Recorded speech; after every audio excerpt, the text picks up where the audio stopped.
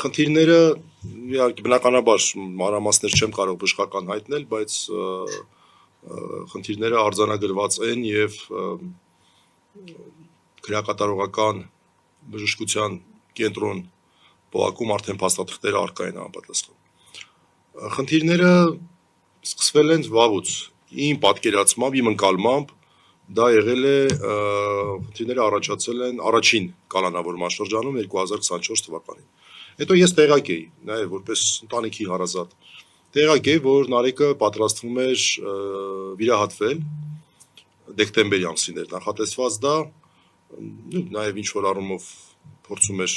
այնպես անել, որ իր հանրային գործունեությանը շատ չխոչընդոտի, որտեղ ինքը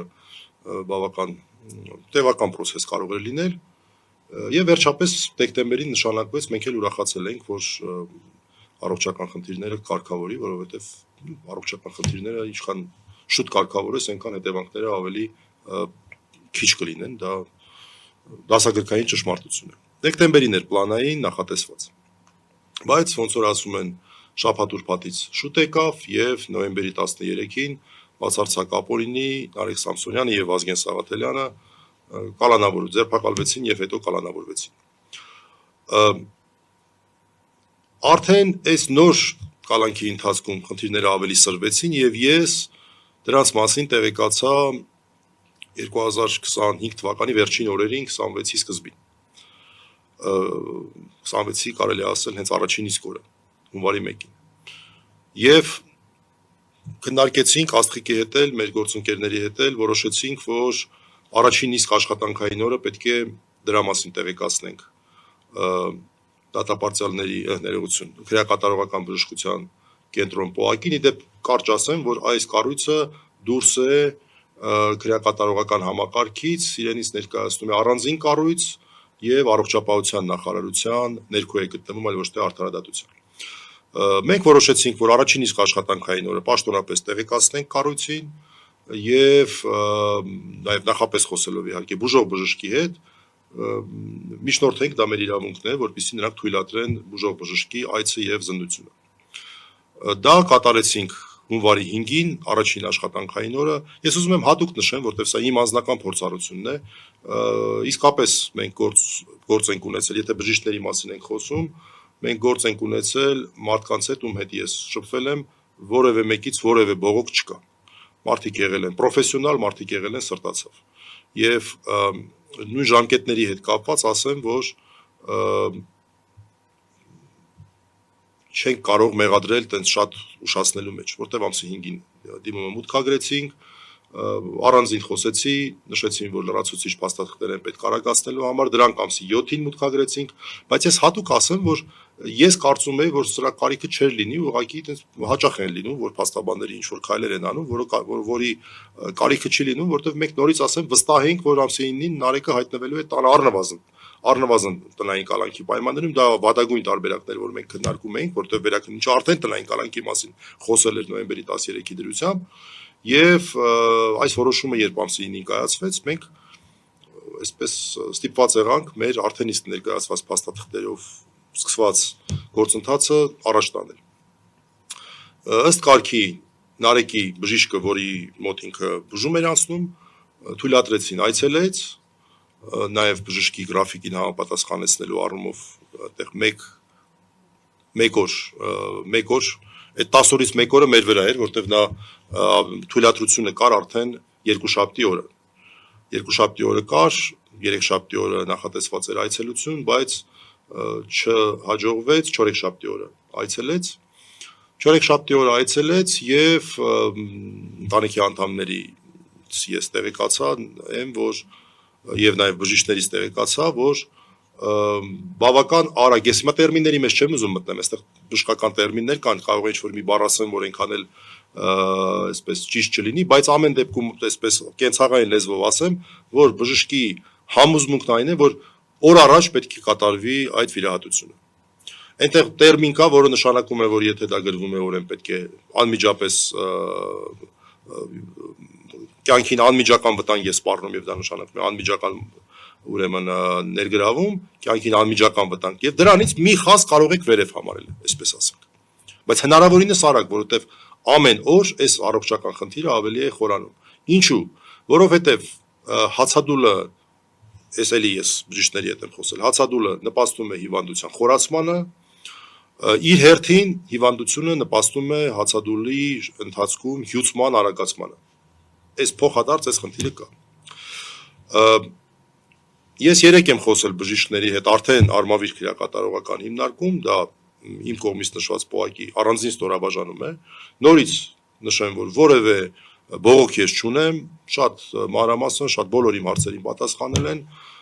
նշել են, որ պետք է լրացուցիչ հետազոտություններ անցկացնեն, 3 լրացուցիչ, առնվազն 1 հետազոտություն էին անցկացնում, արել են, չէ՞։ Հա։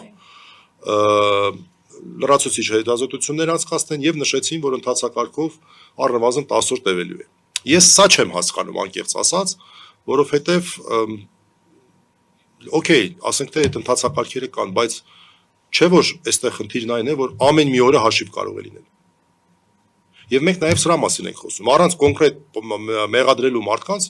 հանրային ուշադրությունն ենք հրավիրում այս հանգամանքի, որ մենք գործ ունենք քաղբանտարկյալի հետ, այս բային միակ քաղբանտարկյալն է, որ հացադուլի մեջ է գտնվում, որը ունի լուրջ առողջական խնդիր, առողջական խնդիրը առաջացել է վաղուց, այնպես չի որ մենք հիմա ենք սրա մասին բարձրաձայնում, դրա մասին պաշտոնապես հայտնած չենք եղել, հայտնել ենք, ես արդեն նշեցի, եւ ամեն մի օրը հաշիվ է։ Սա հանրային սեփականություն պետք է դառնա այս խնդիրը եւ մենք